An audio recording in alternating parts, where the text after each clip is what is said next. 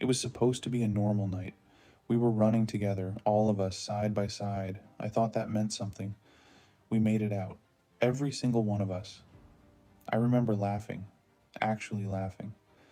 I trusted them with my life that night. Orange, strawberry, banana, they were my people, my crew, my everything. I would have died for any one of them, but while I was celebrating, Orange was already somewhere else in his mind, planning, calculating, smiling at me like nothing. Later that night, he picked up his phone. One message, just a few words. That's all it took to end my entire life, and I was still out there smiling, thinking these were my brothers. I had no idea. 2 days after that night, I got a message. No name, no explanation. Just a location and a time. Something about it felt wrong from the start. I almost ignored it. Almost. Then Strawberry showed up, said I had to go, said it was important, said everything would be fine. What I didn't know was someone else was involved, someone above all of them, watching everything. Someone I hadn't even met yet. I got dressed, told myself to calm down. I walked through empty streets alone that night, every step taking me closer to something I couldn't see. The place was dark, quiet. Nobody there yet, just broken walls and moonlight cutting through the dark, and that single light hanging from the ceiling swaying slowly. I stepped inside, told myself 5 minutes, just 5 minutes, and I'd leave if nothing happened. That was my first mistake. Then the lights came, out of nowhere, red, blue, flooding through every window all at once.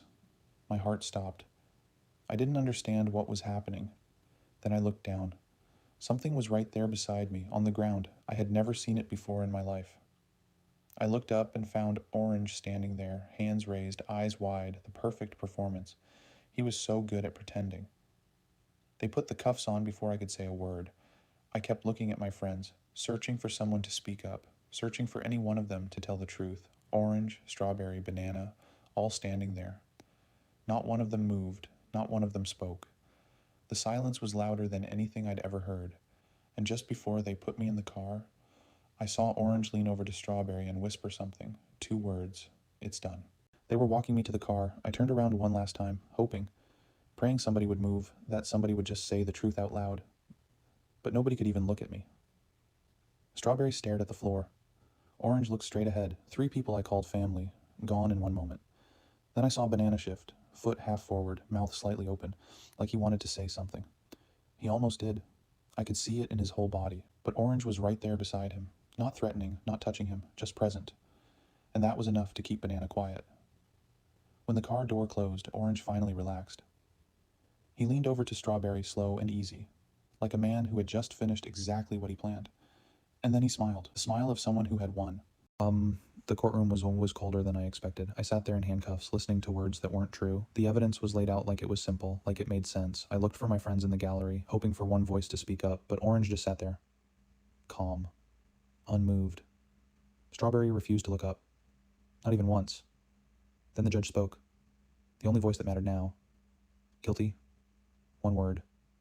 And everything I knew ended. As they pulled me away, Orange stepped closer and said the only thing he needed to say. You were never our friend. The gates closed behind me with a sound I'll never forget. 3 years. That's what they gave me for a crime I never committed. The cell was small, cold, silent. Days blurred into weeks, weeks into nothing at all. I stopped counting after the first 100. Other inmates learned to leave me alone. At night, I'd replay that warehouse. Orange's smile, Strawberry's silence. Then one day, deep in the old wing, I found something they'd locked away.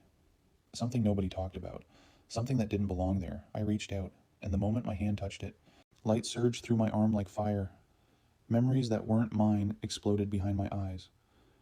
I saw Orange's plan from the very beginning. Every lie, every meeting, every betrayal laid bare. The pain dropped me to my knees. When I opened my eyes again, the world looked different. Colors, shadows, thoughts I could suddenly read. I stood up a different person than I'd been seconds ago. The guards walked past me and never noticed a thing, because I can see everything now. Word got around fast that I was different now. Someone always tests the new guy. He swung first. I already knew where the punch would land. My body moved before my mind even finished thinking. It was over before he hit the ground. The yard went completely silent. Nobody challenged me again after that day. I spent my nights training in silence, sharpening what I'd become: calm, controlled, patient. But somewhere in the watchtower, a guard was already writing my name down. Rumors move fast in a place like this. Someone whispered about an appeal, about a loophole. I requested every file for my case, every page. And there it was, buried in evidence I'd seen with my own eyes back at that warehouse. The evidence had been mishandled. Procedure broken from the very start. I filed everything myself, word for word, mistake for mistake. Then I waited. Days felt longer than the 3 years before them, until the letter finally came, approved. My appeal was approved. They circled a date on the calendar, my release date. Morning came differently that day. They walked me through the same halls one last time. Someone handed me a bag with the only clothes I had left, the black hoodie. The only thing that still fit who I'd become. Then the gate opened. Sunlight hit my face for the first time in 3 years. I didn't smile, I didn't cry. I just stood there. I turned back once, just to remember what it cost me.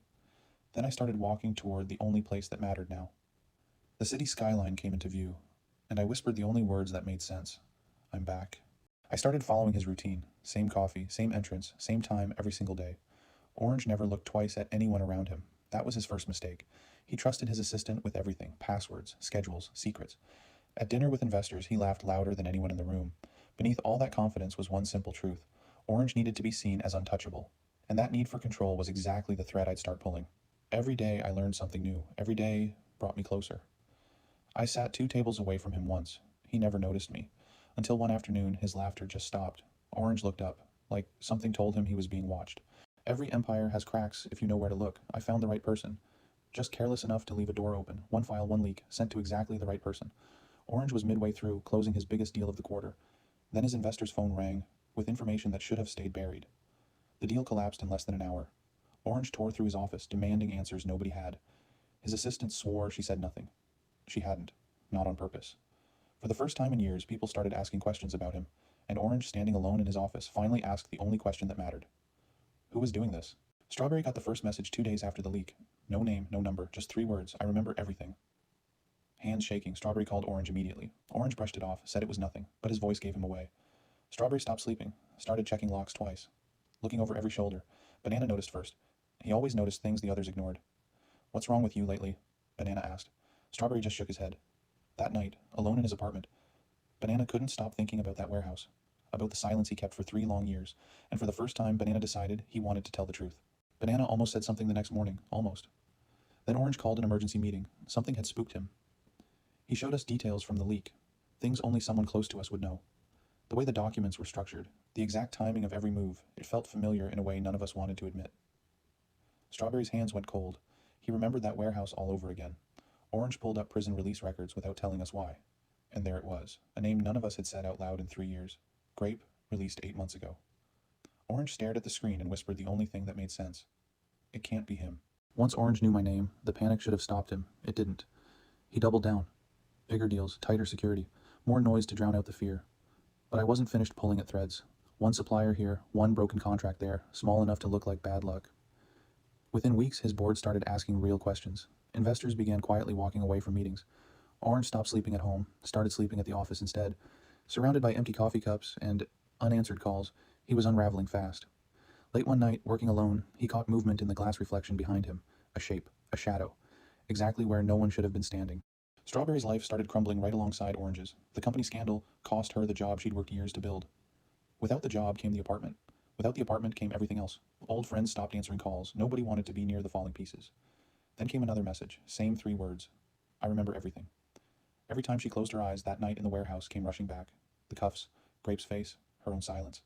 Alone in an empty room, the weight of it all finally broke through. She called Banana, voice shaking, barely able to speak. Through the tears, all she could whisper was, I didn't mean it.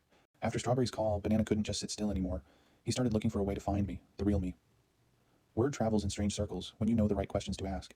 Eventually he found me sitting in a small diner near the edge of the city. He sat across from me, hands shaking, and finally said the words he'd buried for 3 years. I knew, Banana said.